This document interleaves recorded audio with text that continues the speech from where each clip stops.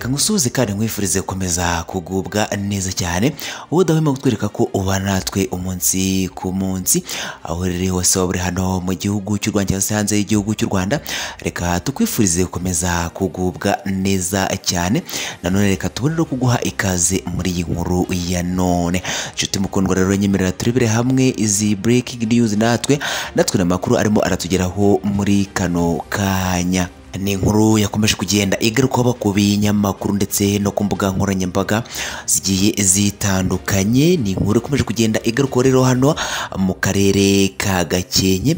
Ibisa n'ibintu biteye ubwoba byaje kuhagaragara, dore ko umusozi witse neza inzu zigeze muri 17 z'abaturage nazo zikarigita. Bikaba rero byateye abantu benshi ubwoba, ari nabyo bakomeje kugenda bagarukwaho, bakomeje kugenda batanga ko ibingibi bishobora kuba arama dayimoni cyangwa se arama shitani yaje kuba yatera uyu umusozi. Tukimara kumenya ibya makuru natwe tukaba twararanganije amaso mu binyamakuru bigiye bitandukanye byabashije kuba byakwandika kuri iyi nkuru kugira ngo tumenye neza imvo n'imvano y'aya makuru akomeje kugenda agaruka hano muri kano karere ka Gakenke y'uyu musozi waje kwika, dore ko ngo n'inzu zigera muri 17 z'abaturage nazo zaje kwika ndetse zikarigita zikarengera mu butaka, n'ibyari bizirimo byose bikaba byarengeye mu butaka. Ibi bikimara kuba bikaba byateye abantu benshi ubwoba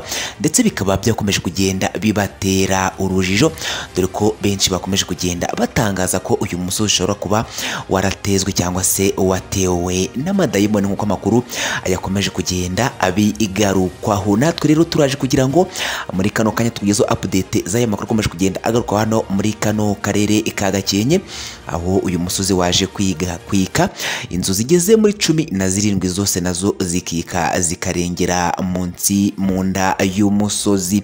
Turagusaba rero kudutega amatwi ukagera ku musozo w'iyi nkuru kugira ngo uze gusobanukirwa neza ibya makuru akomeje kugenda agaruka hano muri kano karere ka Gakenke.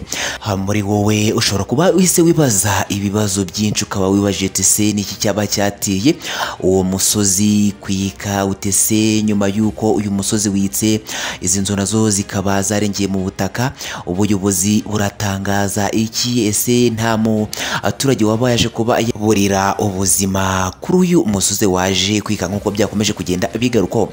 Wibajije ibibazo byinshi, ariko icyo tugusaba no kudutega amatwi kugira ngo uze gusobanukirwa neza iby'uyu musozi waje kwika ndetse na nyuma yuko wika ibyaje kuba byakurikiraho byose bikubiye muri iyi nkuru ya none tukuzaniye update z'amakuru y'abavugirwa hano mu gihugu cy'u Rwanda ndetse no hanze y'igihugu cy'u Rwanda.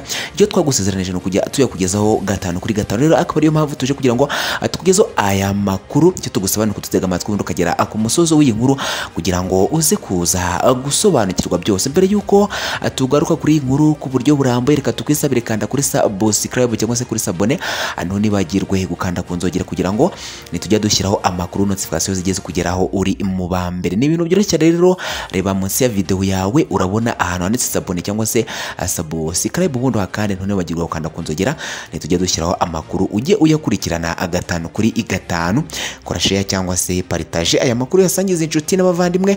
Ikindi ntiwibagirwe gukora like ujye hasi no muri comment usige igitekerezo cyawe kuko nacyo ni ingenzi cyane. Ibyiza ubishime ndetse n'ibibi nabyo ubinenge kugira tubone uburyo dukosora tujye twizaho amakuru acukumburanwe ubuhanga, amakuru acukumburanwe ubushobozi ndetse amakuru yizewe cyane. Nkuko twiyemeje kuzajya tukugezaho update z'amakuru yose, akaba ariyo mpamvu rero kutuje kugira tukugezaho update z'aya makuru akomeje kugenda agaruka hano muri kano karere ka Gakenke y'uyu musozi waje kwika ndetse n'inzu zari ziwuriho zose zikaba zarengeye mu nda y'umusozi. Nkwayikaze.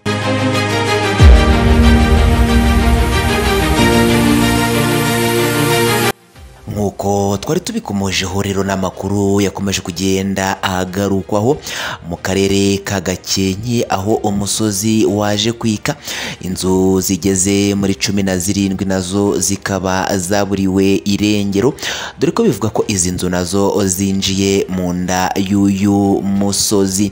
Ibi bikimara kuba rero abaturage bakaba bakwiye imishwaro bakirukanka bagahunga bakava kuri uyu musozi nk'uko amakuru yakomeje kugenda abitangaza. mu murenge wa Mugunga akarere ka Gakenke haravugwa inkuru y'umusozi witse inzu zigera muri 17 ziragwa dore ko binavuga ko zaje kuba zarengera mu nda y'umusozi.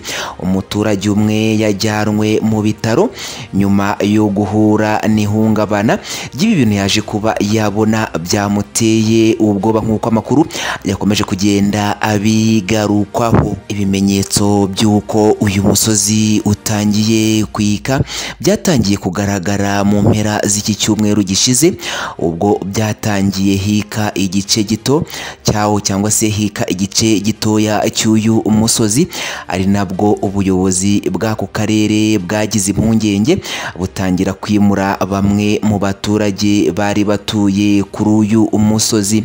Kuri uyu wa mbere saa 8:15 nibwo inzu eshatu zahise zirigita, aho izi nzu zarigise cyangwa se zaburiwe irengero zinjiye mu nda y'uyu umusozi. Hagendeyemo n'ibyari muri izo nzu byose, abaturage bagwa mu kantu. Mu gihe bakibaza ibibaye, uwo musozi wakomeje kwika, inzu zikomeza kugenda zigwa. Ubuyobozi bw'akarere buhita butabara, inzu 17 z'abaturage zikaba zamaze kugwa nk'uko umuyobozi w'akarere ka Gakenke Mukandayisenga Vestine yabidutangarije turimo gukora iyi nkuru. Yagize ati hari ahantu abaturage batuye hafi y'ibitaro bya Gatonde ubutaka bwatangiye kwika gake gake. Imiryango ya mbere yabanje kuhava yari 7.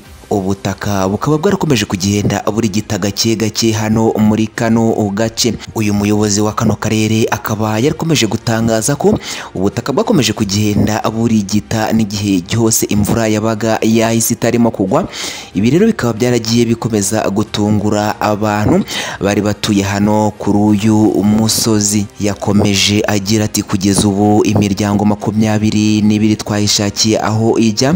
Kugeza ubu inzu zimaze kugwa ni inzu zigera muri 17, ariko n'abandi bahegereye nabo tukaba twahabakwiye kuko ubutaka bwari bukomeje kugenda bwika bubasatira cyangwa se busatira ahantu bari batuye. Akaba yakomeje kugenda atangaza ko kubw'amahirwe nta wakomerekeye muri bibiza cyangwa se ngo abe yahaburiye ubuzima.